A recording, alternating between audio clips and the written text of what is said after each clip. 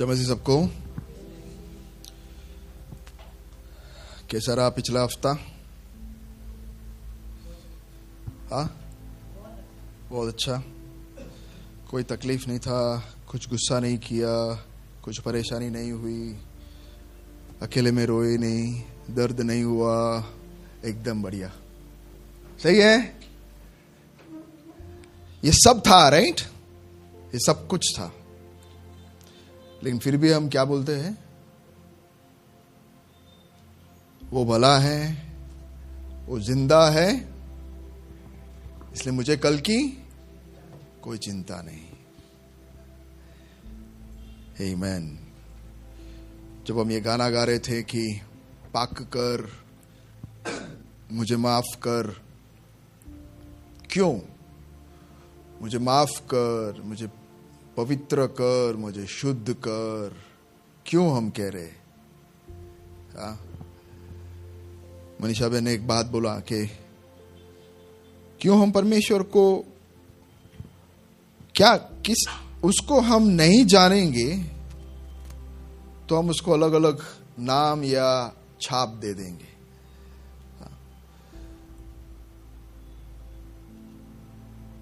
किसी को हम पूछेंगे कि तुम परमेश्वर के पीछे क्यों आए हो, या तो हम किसी को ऐसा पूछे कि परमेश्वर, अभी जैसे उन्होंने ये सवाल अच्छा किया कि कौन है परमेश्वर, तो हम बोलेंगे अरे परमेश्वर, जब मैं 15 साल पहले बीमार था तो भयंकर बीमारी थी, उसमें से उसने मुझे बचाया। नहीं, मैंने परमेश्वर ने क्या किया नहीं पूछा, परमेश्वर कौन है पूछा। समझ रहे मेरी बात? अच्छा, परमेश्वर कौन है? अरे मेरे पास नौकरी नहीं थी और परमेश्वर ने नौकरी दी। अरे फिर वही बात कह रहे हो आप। परमेश्वर ने क्या किया नहीं पूछा, परमेश्वर कौन है? अच्छा, परमेश्वर कौन है? अच्छा, वो अभी क्या बताऊं, मेरे साथ बहुत बड़ा हादसा हुआ था और उसमें से उसने मुझे बचाया। फिर वही बोल रहे हो आप। तो सवाल यह है कि परमेश्वर कौन है, क्यों उसके पीछे आ रहे हैं हम? ये सवाल यहां से लेके जाना। वो मुझे कुछ देता है, वो नहीं देगा तो छोड़ देंगे। अरे वाह, ये तो हुई बात। तो फिर परमेश्वर तो बोला है तो मैं दूंगा ही नहीं, तो फिर हम भी बोलेंगे हम तेरे पीछे आएंगे ही नहीं। तो फिर परमेश्वर बेचारा अकेला हो जाएगा, वो रोएगा वो कोने में बैठकर, उसके साथ कोई नहीं है। ऐसा है क्या यारो? ये परमेश्वर को जानना समझना जरूरी है।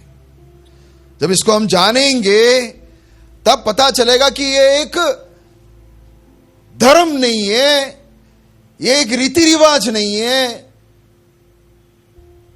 एक व्यक्ति है जिसके साथ मुझे एक संबंध बांधना है, जिसके साथ मुझे चलना है। हम कई बार मैं कैसे चलता हूं ना, उसके ऊपर हमारा फोकस ज्यादा है।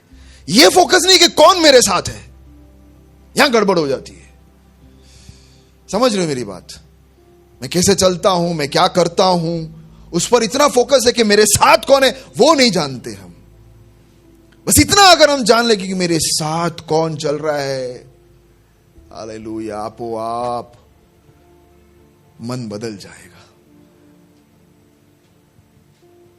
कौन हूं, कौन है परमेश्वर, इसे हम पहचाने मेरे यारो। ऐसा ना हो कि बहुत देर हो चुका, ऐसा ना हो कि हम बस छूट गई, हम रह गए।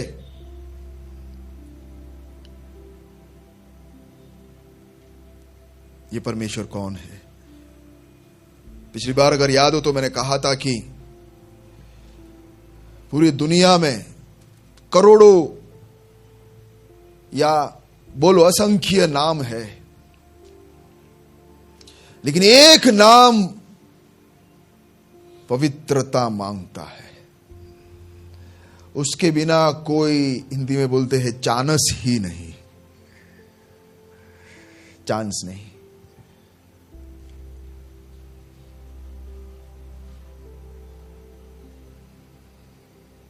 पवित्र परमेश्वर, पूरा मसीहत पवित्रता के ऊपर खड़ा है। प्रभु यीशु मसीह को इस पृथ्वी पर आने की जरूरत ही तब हुई क्योंकि अपवित्र हो गए इंसान।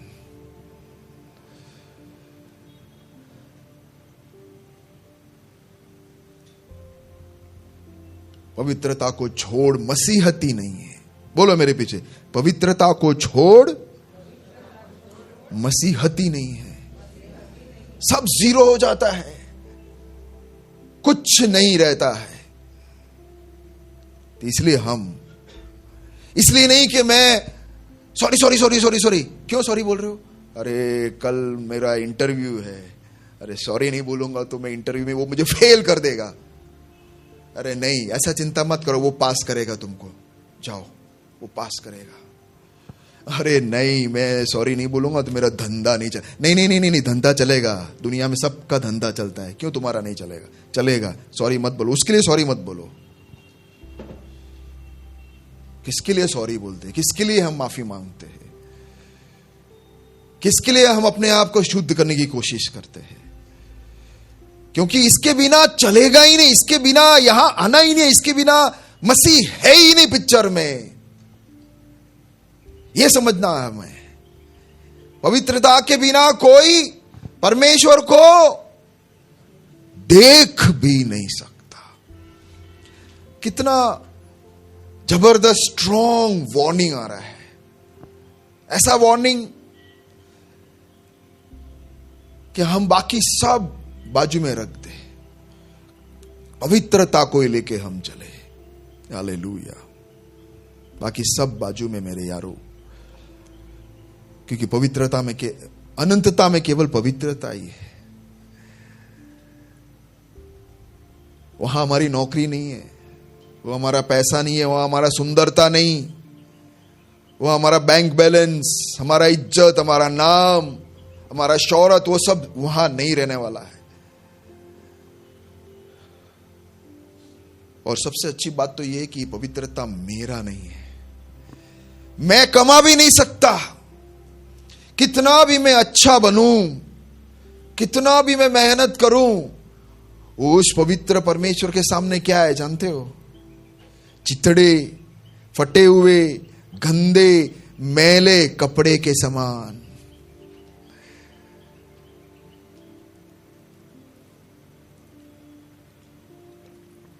हर वक्त हमें इसलिए उसके पवित्रता में ढक कर ही रहना है। हर वक्त उसे हमें पहने रखना है।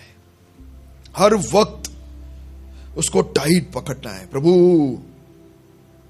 तू मुझे मत छोड़ना, मैं गरीबी में हूं पर तू मुझे मत छोड़ना, मैं तकलीफ में हूं लेकिन तू मुझे मत छोड़ना, मेरा हालत बहुत खराब है, आगे पूरा भयंकर हालत दिख रहा है, लेकिन तू मुझे मत छोड़ना। एक ही मेरा उद्देश्य है, एक ही मेरी प्रार्थना है कि तू मुझे मत छोड़ना, तू मेरे साथ चलना, तू मेरे साथ चलेगा, तेरी पवित्रता मेरे ऊपर होगी, बस और मुझे कुछ नहीं चाहिए। आमीन। तो पिछले रविवार को हमने क्या मनाया था? ईस्टर मतलब पुनरुत्थान। हम आज यहां खड़े हैं, इतने सालों से मेरे पिताजी ने 50 साल इस परमेश्वर की आराधना की, उपासना की, लोगों को उसके बारे में प्यार बताया। मैंने 25 साल, दोनों मिला के 75 साल, मेरी बीबी 25, दोनों मिला के, हम चारों मिला के 100 साल। ये क्यों कर रहे हैं? ये सब क्यों कर रहे हैं? हम क्यों इधर आए हैं? क्योंकि प्रभु यीशु मसीह जीवित हुआ है, वरना ये सब जीरो हो जाता है। मेरे स्कूल में, मैं बैंक में केवाईसी क्या है जानते हो? क्या है? नो योर, बहन लोग बोले हमें क्या पता, इनको पूछो। यहां से कोई बोलेगा केवाईसी क्या है?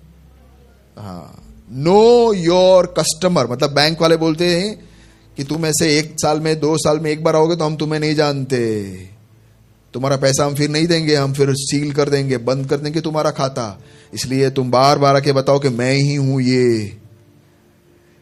तो बैंक बोलता है कि हमें जानना है कि तुम कौन हो। राजू भाई 2 साल तक बैंक में नहीं जाओगे, कुछ करोगे नहीं तो वो हो जाएगा, बंद हो जाएगा। फिर आएगा कि तुम्हारा खाता फ्रीज हो गया है, फ्रीजर में चला गया है, अब आओ अपना पहचान दिलाओ, हम एक दूसरे को जानना चाहते हैं। उसी तरह मैं स्कूल में एक चीज बोलता हूं पेरेंट्स को, केवाईसी करो। वहां पे केवाईसी क्या है? नो योर, स्कूल में क्या हो सकता है यार, कस्टमर थोड़ी है, कौन है वो? C for child, know your child. तो टीचर्स को बोलता हूं, सुवार्ता बच्चों को जानना है, आपके है ना वो ट्यूशन टीचर्स बच्चे, तो उनको जानना है नो योर चाइल्ड। और उसी तरह आप पेरेंट्स को भी बोलता हूं नो योर चाइल्ड, आपके बच्चों को जानो। ये क्यों ऐसा करता है मुझे नहीं पता, क्यों नहीं पता, आप जानो बच्चे को, समझो उसको। उसी तरह या चर्च में भी मैं आपको बोलता हूं केवाईसी करो। उधर क्या होगा? Know your Christ. सब जगह पे चलता है क्राइस्ट यानी मसीह। अपने मसीह को आप जानो। हाँ, वो जीवित हुआ है, वो नहीं जीवित हुआ होता तो सब कुछ व्यर्थ है। मसीह को पृथ्वी पे आने की जरूरत ही ये पड़ी कि मुझे अपना जान देनी है। वो कोई धर्म स्थापन करने नहीं आया है। बोलो मेरे पीछे, धर्म स्थापन करने के लिए वो नहीं आया। हाँ, धर्म के लिए नहीं आया। वो इंसान को अपवित्रता से पवित्रता की ओर लेके आने के लिए, असत्य से सत्य की ओर लेके आने के लिए, और मृत्यु से जीवन की ओर लेके आने के लिए वो स्वर्ग से पृथ्वी पर आया और अपना जान दिया। ये जान देने के अलावा और कोई चांस नहीं था, और कोई सॉल्यूशन नहीं था, और कोई ऑप्शन नहीं था। मैंने और आपने इतने सारे पाप किए, इतने घिनौने हरकतें किए। आपको लगता है कि एक पाप किया होता तो प्रभु को आने की जरूरत नहीं होती? ऐसा होता है? मेन प्रॉब्लम क्या है? पाप है।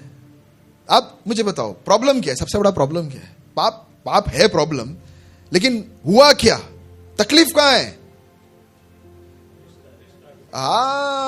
वेरी गुड, परमेश्वर के साथ का रिश्ता टूट गया मेरे यारो। भटक गए इंसान पाप के वजह से, सही बात है, लेकिन परिणाम यह हुआ कि इंसान भटक गया। उनको पता ही नहीं कि अब सही और गलत क्या है। तकलीफ यहां पे, इंसान पहले पैसे वाले को देखकर बोलता कि अच्छा इंसान है, सूट बूट में आकर बोलता कि अच्छा इंसान है, बेचारा अच्छा कपड़ा नहीं पहना होगा ना तो उसको बोला कि गंदा। बोलो अब ये है सच और गलत, इंसान तय करता है।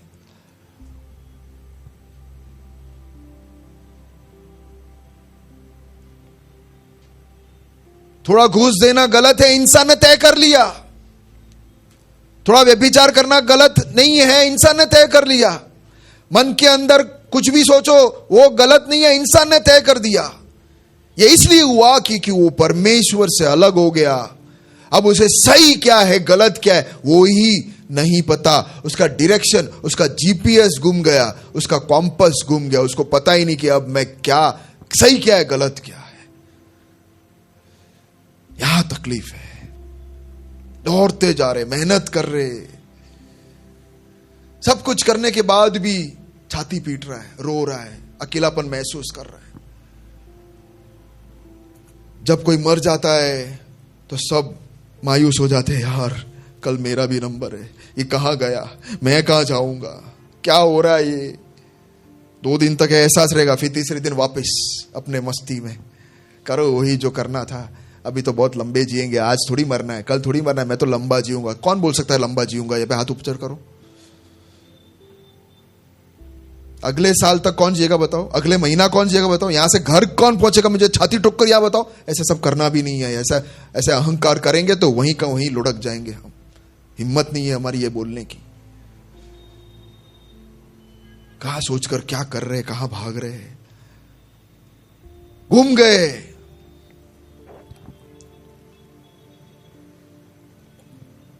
एक बार एक इंसान मोटेरा से आ रहा था और उसको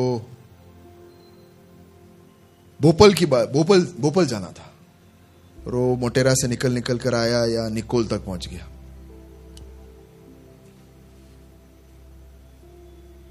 और फिर निखिल मिला निकोल में। निखिल ने पहले तो 1-2 सिम बेच दिया उसको, फिर बोला कि भैया आपको, फिर उन्होंने सामने से कुछ, क्योंकि ऐसे मफत में हम नहीं बोलते, और निखिल भी नहीं बोलेगा, पहले लो, फिर मजाक कर रहा हूं। निखिल आगे हॉट सीट में बैठा है। तो फिर उसने सिम लेने के बाद बोला कि भैया सिम तो बहाना था, बताओ यार भोपाल जाना है, रास्ता कहाँ है? भोपाल जाने का रास्ता? अब इधर क्यों आए? तो उल्टा हो गया। तो भोपाल कैसे जाते? जैसे है वापस मुड़ो और उल्टा मुड़कर यू टर्न मारो, जाओ वापस उस बाजू है भोपाल। तो भाई बोले वहां से यहां तक मैं आया, इतना पेट्रोल खर्चा किया, अब मैं वापस जाऊं? वापस नहीं जाना, मैं तो आगे आगे जाऊंगा। तो निखिल क्या बोलेगा? निखिल बढ़िया, जा दे और सिम, 2 सिम लेके जा, जा आगे, भोपाल मिलेगा, भोपाल मिल जाएगा शायद। तो प्यारो, हम कई बार यहां पे इसलिए आते हैं ताकि अपने आप को जांचे कि मैं निकला हूं मोटेरा से, निकोल पहुंच गया, जाना भोपाल में है, लेकिन गलत रास्ते में आया हूं, अब आगे जाऊं या यू टर्न मारूं? आपको निर्णय लेना है। नहीं, कितने साल से मैं यही कर रहा हूं, सुबह गाली दे देता हूं, शाम को मैं सॉरी बोल देता हूं, चलता है, ये गाड़ी चलता रहता है। भोपाल नहीं, भोपाल जाएगा भाई।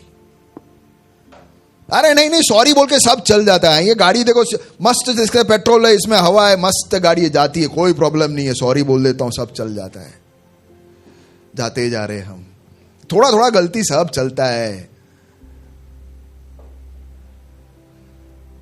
बोलो मेरे पीछे, पवित्रता के बिना कोई परमेश्वर को देख भी नहीं सकता।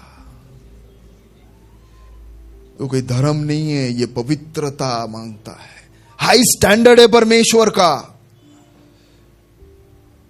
क्या हम चाहते हैं कि परमेश्वर चला ले? वे केविन को बोलूं कि केविन, मम्मी थोड़ी थोड़ी झूठ बोलेगी, चलेगा? एक ही झूठ बोलती है बेटा, चलेगा? ना बोलता है यार, इतना छोटा लड़का भी सीधा मुंह में देखकर ना बोलता है कि नहीं चलेगा। श्रेष्ठ पापा एक गाली बोलते दिन में, चलेगा? एक ही बोलते, बाकी फिर बहुत प्यार करते हैं, गाड़ी लेके, टीवी लेके देंगे, आइसक्रीम लेके देंगे, मैगी लेके देंगे, एक ही गाली बोलेगा। ना बोलते यार बच्चे। बच्चों को भी पता है कि सही क्या है, गलत क्या है, लेकिन हम चलता है, बद्दू चाले। ये आपने बद्दा ने खरीद, आप सबको खरीदते, उसको भी खरीद लेते, वो भी मेरे पॉकेट में। ये देखो, जाओ जाओ, भोपाल नहीं जाओगे, कहीं और ही जाओगे। जाओ जाओ, गाड़ी जल रही है, जाओ। पवित्रता का रास्ता, गाड़ी मुड़ो वापिस। कोई चांस ही नहीं है। मेरा जीवन पवित्रता में नहीं है तो सब कुछ व्यर्थ। बोलो मेरे पीछे, सब व्यर्थ। इतना भागना उससे अच्छा तो मैं बोलता हूं पूरा दिन मस्त गाली बोलो, एक के जगह पे, एक झूठ की जगह पे पूरा दिन झूठ बोलो यार, मस्त। क्योंकि यूं भी जा रहे हैं हम भोपाल, तो फिर मजे से जाओ ना, फुल स्पीड में। क्यों डर डर के जाना है? जाना ही है तो फिर मस्त गाली बोल के, व्यभिचार करके, जो करना है गंदगी करके, तोड़ फोड़ के, एंजॉय करके जाओ ना। यूं उधर ना इधर हो जाओगे, उससे अच्छा तो जाओ मजे से। नहीं, परमेश्वर, बोलो मेरे पीछे, परमेश्वर का स्टैंडर्ड बहुत हाई है, वो नहीं चलाता है। वो देखो, वो नहीं चलाता है मतलब हम लोगों ने पाप किया तो उसने क्या किया? ऊपर से बैठ के बोला कि अब पूरा मैं वापस करने वाला हूं, इनको हटाओ, चलो भाई ये पृथ्वी को हटाओ, फेंक दो, डिस्ट्रॉय, नाश कर दो, दूसरे को लाओ, ऐसा कहा नहीं। पाप किया। देखो, वो परमेश्वर इंसान से इतना वो भी हमको दूसरा पहलू भी उसका हमें समझना है कि वो इतना प्यार करता है कि कि उसने क्रूश उठा लिया, वेदना सहन किया, भयंकर वेदना सहन किया। मुझसे और आपसे इतना प्रेम करता है कि वो इंसान तक बन गया। असीमित परमेश्वर सीमित हो गया मेरे यारो। इम्पॉसिबल कैसे हुआ? असंभव हो गया। इतना वो हमसे प्यार करता है कि उसने वो मनुष्यत्व अपने ऊपर हमेशा के लिए उठा लिया। उसने वो वेदना सहन किया पूरा पूरा। एक सुई लग जाता है, हल्का सा गर्म बर्तन पे हम छू लेते तो 3 दिन यह फूला हुआ सबको दिखाते हैं कि अरे यार देखो देखो। इतना दर्द उसने सहन किया। सब कुछ करने के बाद वो एक चीज मांगता है। क्या? बोलिए, इतने देर से क्या बोल रहा हूं? क्या चाहता है वो? उसके बिना नहीं, मैं उस बात में समझौता नहीं करूंगा। पाप, गंदा जीवन, अपवित्रता वो कदापि एक्सेप्ट नहीं करेगा। आमीन। तो वो जीवित हुआ इंसान गुम गया, खोया हुआ है। वो इतना प्यार कर रहा था इंसान से कि उसने अपना जान देने के लिए अपने स्वयं बेटे को बेच दिया। ठीक है, तो यहां तक हमने दूसरी बार देखा कि वो मरा। अब पिछली बार भी मैंने एक और बात बताया कि अभी एक बाप बच्चे को जो डूब रहा था उसको बचाते बचाते उसको, बच्चे को तो बचा लिया, लेकिन बाप उस प्रक्रिया में डूब गया। तो ये बच्चा कौन हो गया? अब अनाथ के रूप में जिएगा। उससे भी बुरा हाल।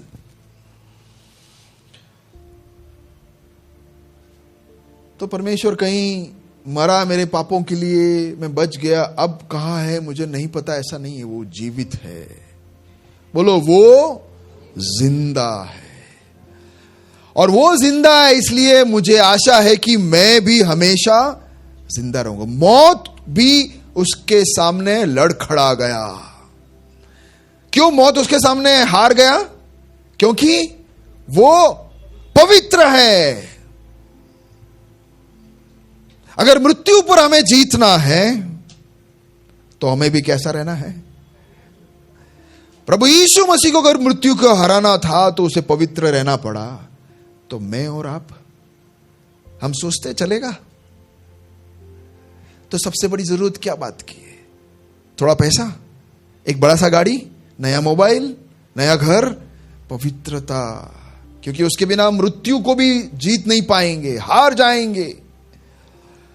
उसके लहू से हम साफ हुए, लेकिन उस पवित्रता में हम नहीं रहे तो हम भी अनंत जिंदा नहीं रहेंगे। तो वो जिंदा हुआ। तो पूरी दुनिया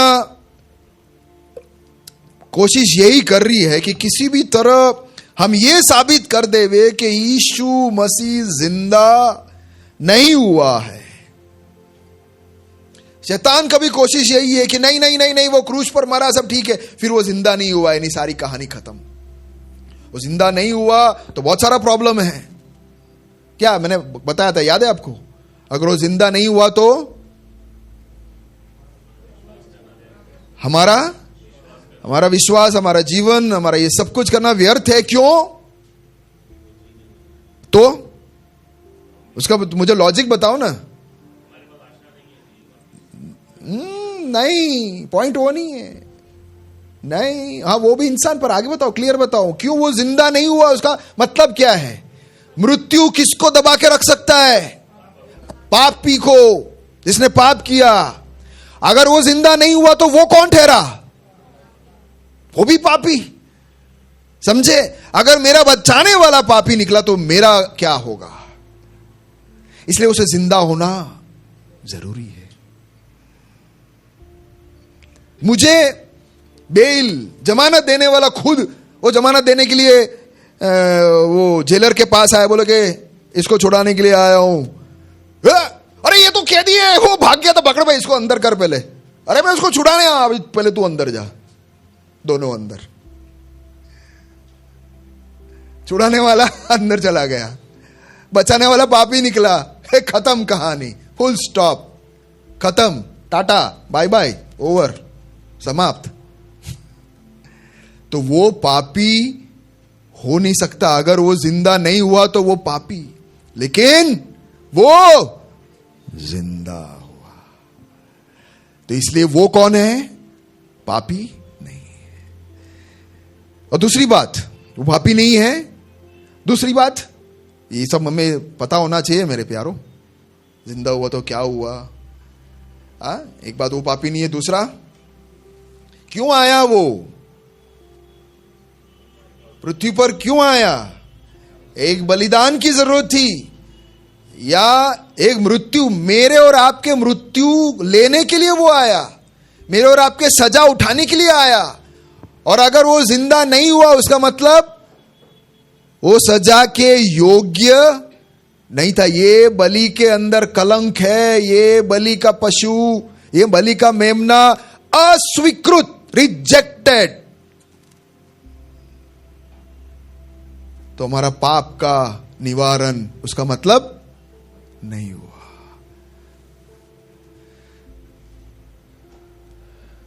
देखो, मेरे और आपका अनंत जीवन उसके जीवन के ऊपर खड़ा था कि अगर उसने पाप कर दिया तो मैं और आप आज भी पापी रहते, लेकिन उसने पाप नहीं किया और वो जिंदा है।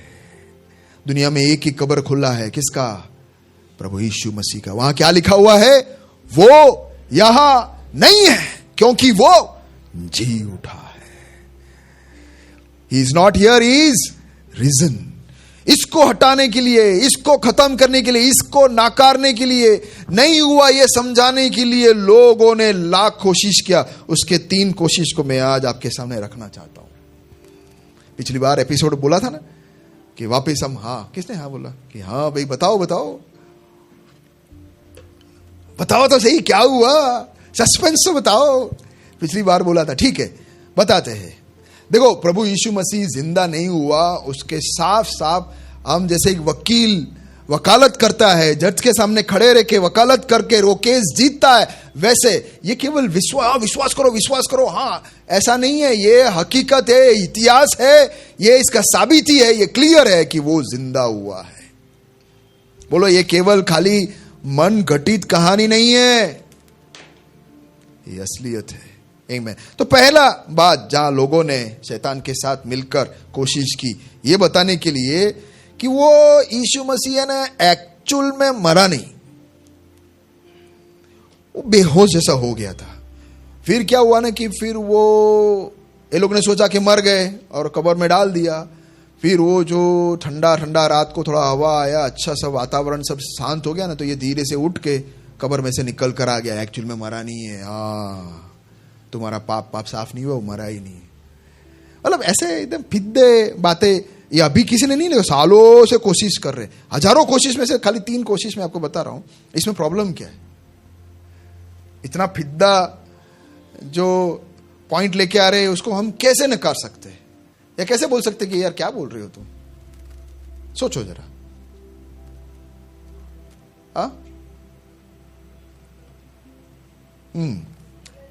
एक बात शायर ने कहा कि वो क्रूज पे जब था, उससे पहले तो कौन से सरकार ने इसको क्रूज पर चढ़ाया? हमारे सरकार ने। उनके सामने होता तो शायद हो जाता। सब चलता है। यीशु बोले कि मेरे बैंक में बहुत पैसा पड़ा है। अच्छा आजा नीचे आ जाता, हम सब बताएंगे तू मर गया, आजा। पर ऐसा सरकार थोड़ी था। कड़क, खतरनाक, आज तक के सबसे इतिहास में अगर एक सरकार खड़ी हुई हो, सरकार नहीं, राज्य, सरकार भी नहीं बोल सकते, वो तो साम्राज्य था। राज्य भी नहीं, साम्राज्य। राज्य मतलब छोटा, साम्राज्य मतलब तो एम्पायर, बहुत बड़े राज्यों में राज करने वाला रोमी सरकार, साम्राज्य के सामने अच्छे की हवा छूट जाती थी। उनके सैनिक, उसके सैनिक ने अगर ऐसा कुछ किया होता तो सारे सैनिक बटालियन पूरा खाली हो जाता, उसको मार डालते। ऐसे खूंखार एकदम भयंकर सैनिक वो उसके सामने बेहोश होकर चला गया, इनको पता नहीं चला। पॉसिबल? अरे वो लटका के रखते हैं, वो छोड़ते नहीं है, जब तक नहीं मरेंगे तब तक नहीं छोड़ते। फिर कैसे चेक करते पता है मरते कि नहीं? हम एक वचन पढ़ेंगे जल्दी से, यूहन्ना 19:31 से 36। शरण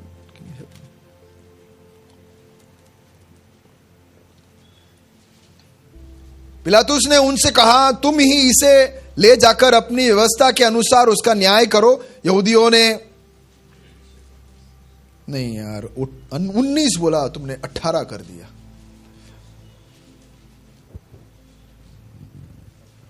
प्लीज। और इसलिए कि वह तैयारी का दिन था। अभी ये क्रूस पर लटके हुए हैं यीशु, और उसके आजू बाजू कौन थे?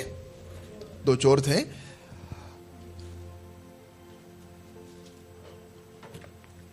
अभी कौन से दिन मरा यीशु? कौन सा दिन? शुक्रवार। और फिर इतवार को क्या था? नहीं, क्या था?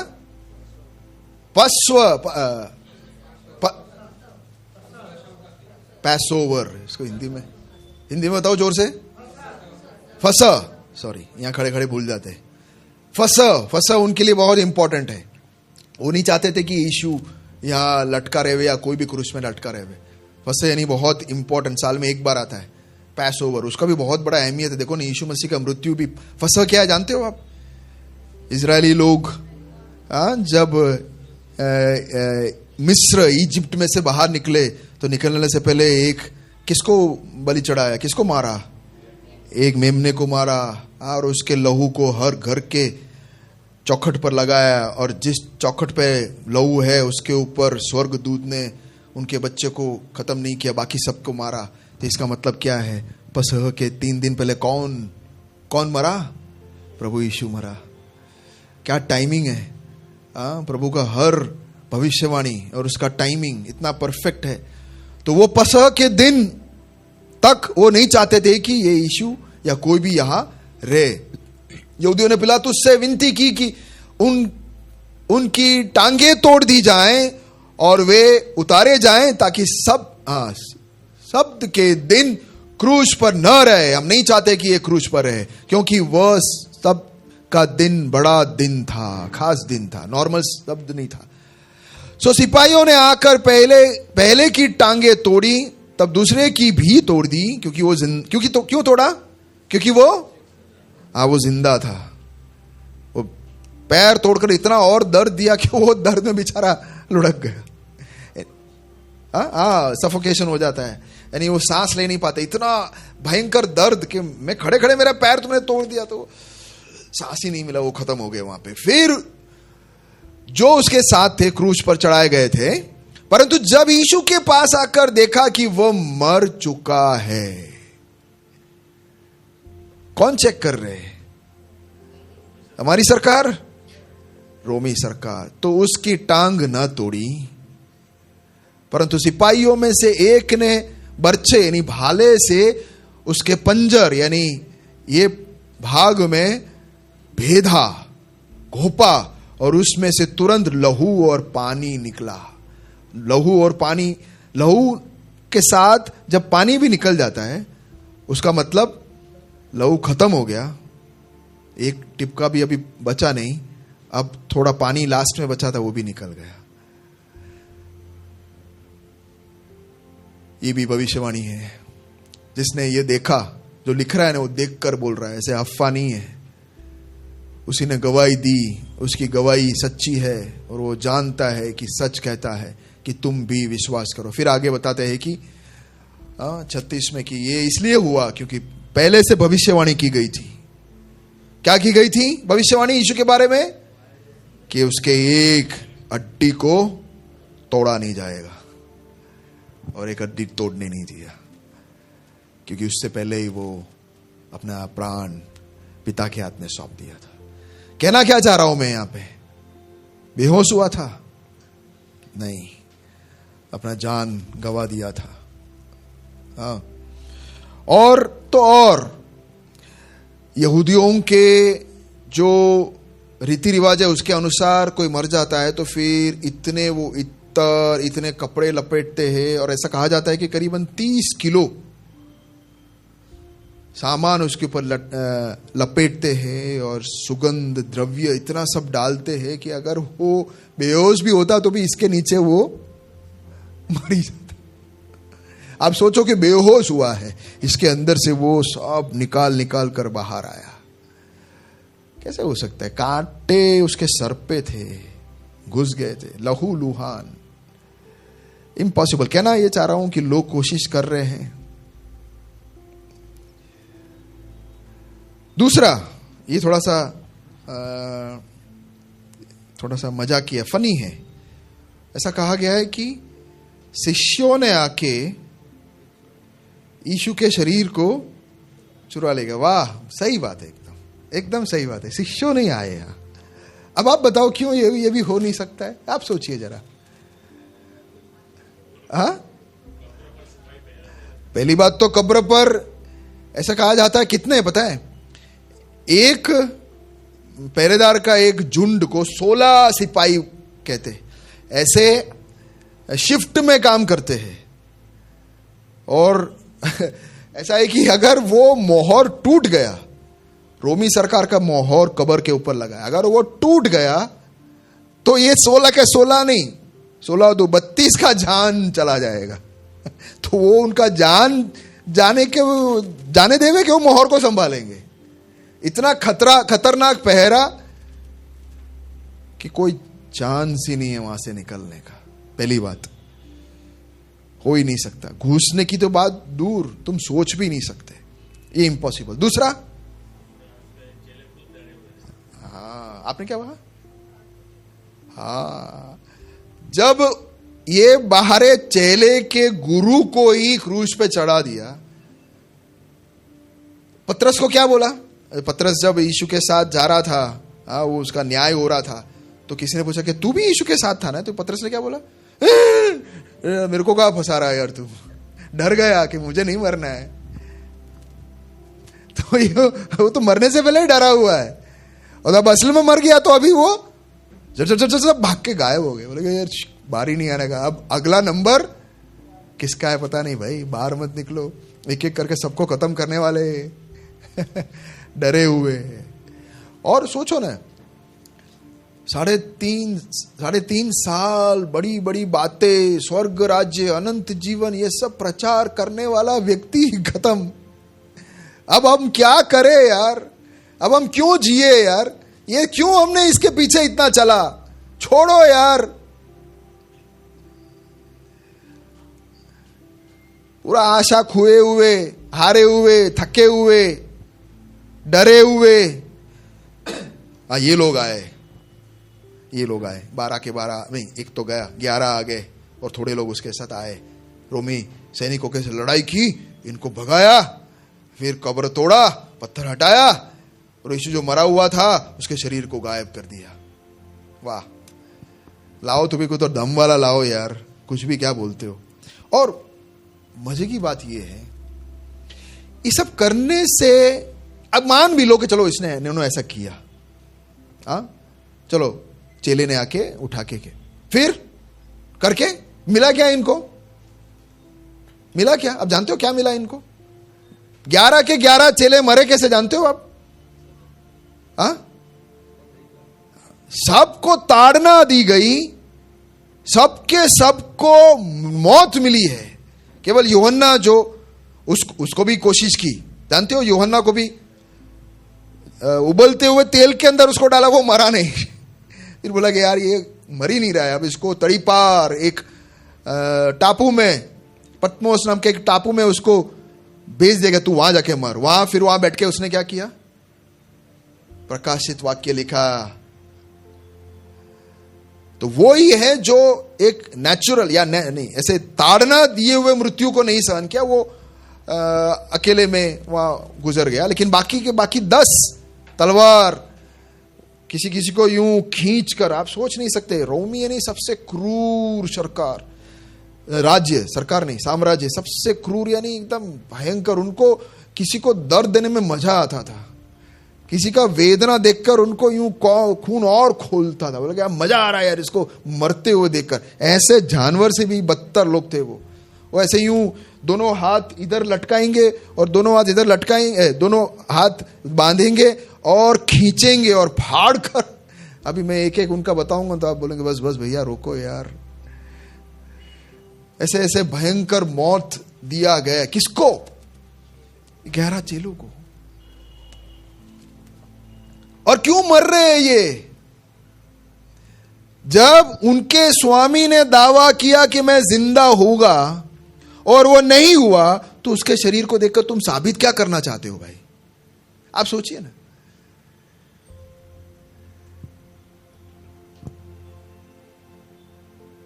अरे जब मृत्यु मौत की बात आती है ना, तो सच उगल ही देंगे, है कि नहीं? अच्छे अच्छे सच बोल ही देंगे। अरे नहीं नहीं नहीं नहीं, मारो मत यार। अरे यार हम जाके लेके आए, वो हमने सेटिंग की, लेके आए, हमारे साथ हमारा सरकार नहीं, सरकार किस कौन साथ था पता नहीं, पर हम लेके आए, उसको हमने गायब किया यार, मारो मत। ये रहा, का तो शरीर दिखा, ये रहा, खत्म कहानी। 10 में से एक ने भी नहीं बताया, 11 में से एक ने भी नहीं किया। क्यों नहीं किया बताइए? क्योंकि वो सच ये था कि वो जीवित हुआ। सच के लिए उन्होंने अपना जान दिया। और यह सच ये था कि हमने उसको देखा, हमने उसको छुआ, हमने उसके साथ बात की, हमने उसके साथ खाना खाया। वो जिंदा है। तुम मुझे मार डालो, पर मैं और कुछ नहीं बोल सकता सच के अलावा।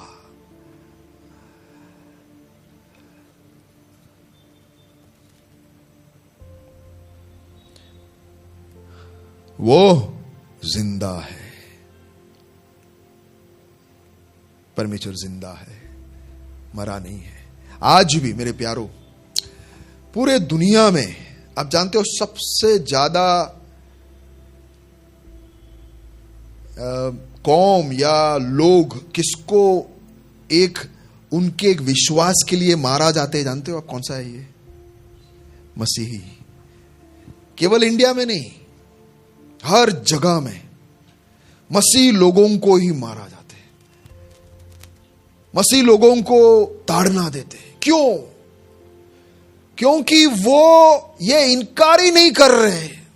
वो ये ईश्वर को अगर इनकार कर देंगे तो बच जाएंगे यार। सबसे इजी रास्ता है, इनकार कर दो यार, आराम से तुम जियोगे। अरे पैसे भी देंगे, लोग बोलते हैं पैसे लेकर इधर आए, नहीं नहीं तुम छोड़ दो, हम पैसे देंगे, ऐसे बोलने वाले। अरे तुम्हारी अच्छी जिंदगी हो जाएगी, तुमको जान मिलेगा, तुमको अच्छा पदवी देंगे, खाली तुम इनकार करो एक बार मसीह को। लालच देते हैं, अच्छा पदवी दे देंगे बोलते हैं, पर फिर भी 2026 साल पहले जो 11 शिष्यों ने किया, आज भी दुनिया भर में परमेश्वर से प्यार करने वाले लोग यही बोलते कि हम मर जाएंगे पर उसको इनकार नहीं करेंगे। मैंने पहले भी कहा था एक व्यक्ति के बारे में, डेट्रिच बॉनहोफर, हिटलर के समय में था। हिटलर ने पकड़ा और इसको बोला कि यीशु को तू त्याग दे वरना तेरे बीबी को हम मार देंगे। बोला कि कोई चांस नहीं है। उसके सामने बीबी को मार दिया। उसने लगा मैं नहीं छोड़ सकता। फिर बच्चे को लेके आए, जिगर के टुकड़े। बोला कि अब तू नहीं छोड़ेगा तो तेरे बच्चे तेरे सामने मरेंगे। लेकिन मैं नहीं छोड़ सकता प्रभु को। बच्चों को उसके सामने मार दिया। फिर आखिर में क्या बोला कि अब तू नहीं इनकार करेगा तो हम तुझे मार देंगे। इस परमेश्वर के दास ने क्या जवाब दिया जानते हो? अरे मैं तो 40 साल पहले मर चुका हूं, मुझे तुम क्या मारोगे। हालेलुया। इस परमेश्वर की आराधना करते हैं। मनीषा बहन ने बोला ऐसे, कौन है ये, मेरे लिए ये कौन है, क्यों तुम इतना बड़ा भारी कीमत उठा रहे हो, मसीह जीवन जीना इतना आसान है क्या, इतना मुसीबत मोल कर, इतना तकलीफ को सहन कर कर क्यों मसीह के पीछे जा रहे हो भैया, क्या मिलेगा तुम्हें मसीह के पीछे आने से, छोड़ दो ना। आराम की जिंदगी जी सकते हैं, तुम झूठ बोल सकते हैं, तुम चीटिंग कर सकते हैं, तुम कुछ भी कर सकते हैं, तुमको खाली थोड़ा पैसा दे देना है, आराम की जिंदगी होगी, व्यभिचार कर सकते हैं, मन में कुछ भी करो, सब चलता है, क्यों मसीह के पीछे ऐसे पागल की तरफ जा रहे हो, क्यों अपना जान गंवा रहे हो। फिर भी अपना जान देने के लिए लोग तैयार क्यों हैं। अपने बच्चे से बोलिए, पूछिए उनसे, पापा को लेके जाएंगे, अरुण से पूछो सवाल, पापा को लेके जाऊं, तुमको एक नया गाड़ी दिला दूं, चलेगा, मस्त गाड़ी, कौन सा गाड़ी, तुमको गाड़ी कौन सा अच्छा लगता है, बाइक में या कार में, कौन सा कार चाहिए, सपना कौन देख रहे हो, देख रहे, बच्चा सपना नहीं देखता, क्या चाहिए तुमको, जो चाहिए सब दे देंगे, तुम एग्जाम देने की जरूरत नहीं है, तुम 12th तक पास, वो भी नंबर 1, हर बार फर्स्ट, और सीधा इंजीनियरिंग, फिर तुम्हें नौकरी, सब मिल जाएगा, पप्पा को ले जाएंगे, चलेगा, ना बोल रहा है, किसी और को पूछूं, जवाब कुछ अलग आएगा। क्या है इसका मतलब, हमको क्या चाहिए, इस बच्चे को क्या चाहिए, हाँ, अरे छोड़ना, अब धमकी, चलो पहले तो लुभाने की कोशिश की, अब धमकी, अरुण मारूंगा बहुत, छोड़ दे, पप्पा को लेके जाऊं, मार खानी है, नहीं खानी है कि पप्पा को लेके जाऊं, दो आपके पास ऑप्शन है, एक तो मार खाओगे तो क्या होगा, पप्पा को, हाँ जो ईश्वर ने बोला वो, हाँ वो ऑप्शन तो क्या बोलेगा वो, पहले तो लुभाया, बोलेंगे मार भले खाऊं मैं पर पापा को नहीं छोड़ूंगा, क्यों मार खा रहा है यार, खाली, और मार भी दिया धड़ाधड़, बच्चा है, मैं एक उदाहरण दे रहा हूं, उसको मारूंगा नहीं, चिंता मत कर बेटा, आराम रख, रिलैक्स हो जा, हाथ नहीं लगाऊंगा। अगर मारने की धमकी दी, मार भी दिया, कुछ भी किया, तो वो बोलेगा हाँ बस लेके जाओ मेरे पप्पा को। कोई बच्चा बोलेगा यहां पे, शिफा बोलेगी शायद, हाँ बोल रही, ना बोल रही, नहीं कोई बच्चा नहीं बोलेगा ना, पापा को लेके जाऊं, उनको मार दूं, बोलेगा बच्चा छोड़ेगा। देखो यही है, उन्होंने, मेरे को अच्छा लगा मनीषा ने जो कहा सुबह, क्या है, कौन है वो मेरे लिए, कौन है वो, मेरा पिता है, अच्छा लगा मुझे, मस्त, एकदम सही कहा, मेरा पिता है वो, इसलिए ये धर्म नहीं है, बोलो मेरे पीछे, ये धर्म तो क्या है, ये रिश्ता है, संबंध है, बोलिए ये धर्म नहीं है, ये संबंध है। और उनको बोलेंगे दूसरा बाप दूंगा, चलेगा, कोई भी बच्चा को दूसरी मां दे देंगे हम। गुस्से में आके हम बोलते हैं कई बार कि मेरे को ये पापा नहीं चाहिए, पर असलियत आएगा तो बोलेंगे नहीं, कोई नहीं मानेगा, कोई एक्सेप्ट नहीं करेंगे, नहीं देंगे हम। ये एक संबंध है मेरे प्यारो। फटाफट लास्ट बेवकूफ़ी बोलकर मैं बंद कर रहा हूँ, बेवकूफ़ी बोलूँ ये सबको, इससे बहुत सारी बातें हैं, इसलिए मैं ये आज ये तीसरा बोलकर खत्म करूंगा, क्योंकि इसमें दम ही नहीं है, सब फोकट में ऐसे हवा निकाल रहे, कोशिश कर रहे, शैतान भी बेवकूफ़ है, वो भी उसके साथ जो ये सब ला रहे वो भी बेवकूफ़ी है, लेकिन लोगों को मजा आ रहा है, कैसे भी करके यीशु जिंदा नहीं है, कैसे भी साबित करना है। लास्ट में एक और खाली बोलता हूं, लोगों ने फिर ऐसा कहा कि यीशु जिंदा नहीं हुआ, ये सब एक उनका भ्रम है, ये तो ना, ये मेरी ने भ्रम देखा, माया है उसको लगा, इंग्लिश में बोलते हेलुसिनेशन, उसको ऐसे यूं दिखने लगा, वो इतनी प्रभु यीशु से प्यार करती थी, इतना उसके साथ लगाव था कि वो उसको दिखने लगा कि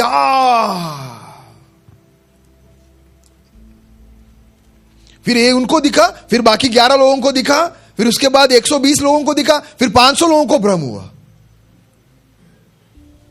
सबको एक साथ भ्रम हुआ। 500 लोगों ने देखा, ऐसे वचन में लिखा है। सबको एक साथ भ्रम हो गया। एक जन को भ्रम हो सकता है? नहीं हो सकता? एक जन को हो सकता है ना। हमसे हुआ नहीं है कभी कभी? मेरे को लगा कि यहां पे कोई खड़ा था। ऐसे हुआ है कभी कभी? हम सो रहे थे कि मेरे को लगा कि मेरे बेड के पास आके कोई बैठ गया। ऐसा हुआ है कभी रात को? आज रात को महसूस करना, तुम सोते हो तो तुम्हारे पास में कोई।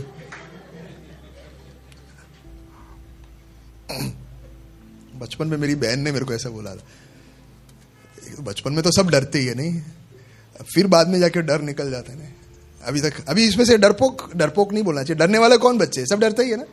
सब डरते हैं यार अंधेरे से। अकेले घर में नहीं रहेंगे ना, एक लाइट बंद करो भाग के बाहर आ जाएंगे, है ना। वैसे टाइम में मैं भी छोटा ही था तो मेरी छोटी बहन बोले कि कल रात को क्या हुआ पता है? बोले क्या हुआ? पहले वो रात बोलते ही निकल जाता हाँ भाई, फिर वो भी क्या जानना भी नहीं है जानना भी है, दोनों है ना। ऐसा है कि बता मत पर बोल। फिर इसने धीरे से बोला क्या हुआ पता है? मैं सो रही थी तो एकदम सा कुछ ऐसे यूं थोड़ा बिस्तर यूं नमा ऐसा लगा। लो क्या बोल रही है यार तू, जल्दी बोल। लेकिन फिर मेरे को ऐसा लगा कि कोई बैठ गया यार। फिर क्या हुआ? अरे फिर मेरी हिम्मत थोड़ी हुई आंख खोलने का, तो घर में कोई था नहीं है यार। अरे पर कोई बैठा। बाप रे। फिर अगले 3 दिन आप जानते हो मेरा क्या हुआ, ऐसे कि रात को आके बैठ गया। कौन बैठ गया यार? तो ऐसे भ्रम होता ही है ना। कितने लोगों को हुआ ऐसे भ्रम? हम सबको हुआ यार, कुछ ना कुछ भ्रम होता रहता। लेकिन एक जन को हुआ, पूरे परिवार को साथ में भ्रम, पूरे बिल्डिंग को भ्रम, पूरे वहां के गांव को भ्रम। तो ये भी क्या है? एक तब नहीं है, जाने दो। ये सब एक खाली ऐसे ही बोलने के लिए है। ऐसे बहुत सारे हैं। अगर भ्रम भी हुआ है तो कब्र में से शरीर को बाहर लाओ, बता दो यार तुम्हारी भ्रम है, ये रहा मरा हुआ शरीर। यानी इसको खारिज करने के लिए बहुत कुछ है। चलो मैं इधर ये सिलसिला यहाँ पे समाप्त करता हूँ, एपिसोड यहाँ ये खत्म कर रहा हूँ, बोलने के लिए कि यीशु जिंदा है।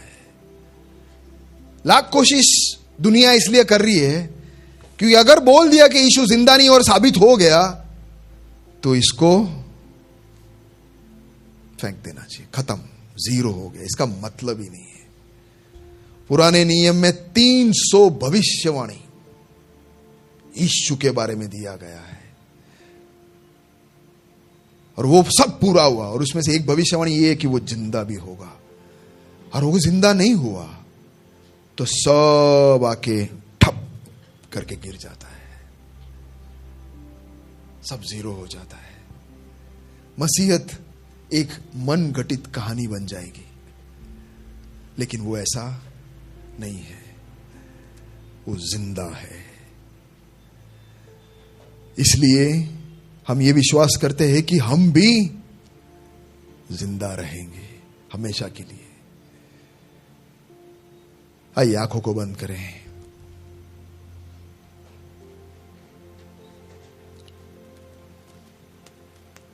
दो मिनट आपको मैं सोचने के लिए समय दे रहा हूं। जो भी बातें हमने कहा, सुनी, क्यों मैं यीशु पर विश्वास करूं?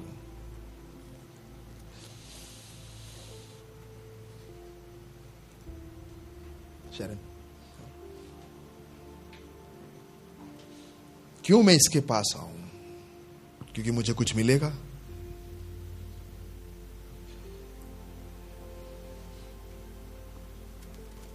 मुझे फायदा होगा, फायदा ही फायदा दुनिया के भाषा में। यार वो दुनिया के पीछे मत जाओ, क्योंकि वो तो अंधेरे में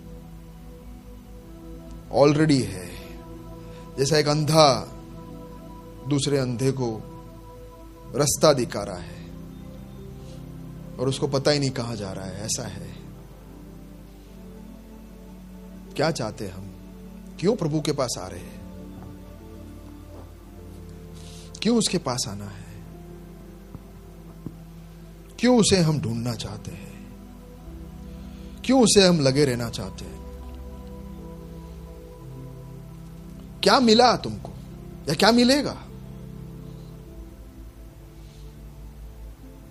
प्यारो, एकमात्र सच्चाई आपको मेरे पीछे बोलना है तो बोल सकते हैं कि मुझे क्या मिला? मुझे एक पिता मिला,